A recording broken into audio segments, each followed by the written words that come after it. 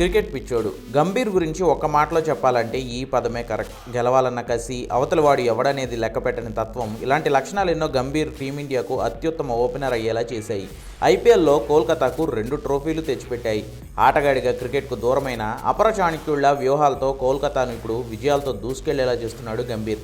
గతేడాది వరకు లక్నో సూపర్ జెయింట్స్తో కలిసి పనిచేసిన గంభీర్ ఈ సీజన్కు తనకిష్టమైన కోల్కతా టీంకు తిరిగి వచ్చేశాడు. షారుఖ్ ఖాన్ గంభీర్కు మెంటార్ బాధ్యతలను అప్పగించాడు. వస్తూనే తన మార్క్ చూపించిన గౌతీ బౌలింగ్ ఆల్రౌండర్ నరైన్ను ఓపెనర్గా పంపించాలనే టాక్టిక్ను అమలు చేశాడు. గతంలో గంభీర్ కోల్కతాలో ఉన్నప్పుడు సక్సెస్ అయిన నరైన్ది ఓపెనర్ ఫార్ములాను మళ్లీ తన రాకతో తిరిగి మొదలుపెట్టాడు. ఫలితం కోల్కతాకు అద్భుతమైన ఆరంభాలు ఇస్తున్నాడు కరేబియన్ ఆటగాడు సునీల్ నరైన్. 3 ఏళ్లుగా బ్యాటర్గా విఫలమవుతున్న నరైన్ ఈసారి మాత్రం ఓపెనర్గా చెలరేగిపోతున్నాడు. ఆడిన 3 మ్యాచ్ల్లో 134 పరుగులు చేశాడు. నిన్న జరిగిన ఢిల్లీ మ్యాచ్లో అత్యధికంగా 85 పరుగులు చేసి తన కెరీర్ బెస్ట్ను కూడా నమోదు చేశాడు. 3 మ్యాచ్ల్లో 12 సిక్స్లు బాదిన నరైన్ బౌలర్ ఎవరనేది చూడకుండా పవర్ ప్లేలలో చేస్తున్న పించ్ హిట్టింగ్తో భారీ స్కోర్లు సాధించేలా తన టీంకి కావాల్సిన బూస్టింగ్ని ఇస్తున్నాడు.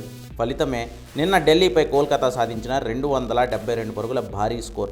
త్రుటిలో మిస్ అయింది కానీ లేదంటే సన్ రైజర్స్ కొట్టిన 277 పరుగుల అత్యధిక పరుగుల రికార్డు కూడా బద్దలయ్యేదే.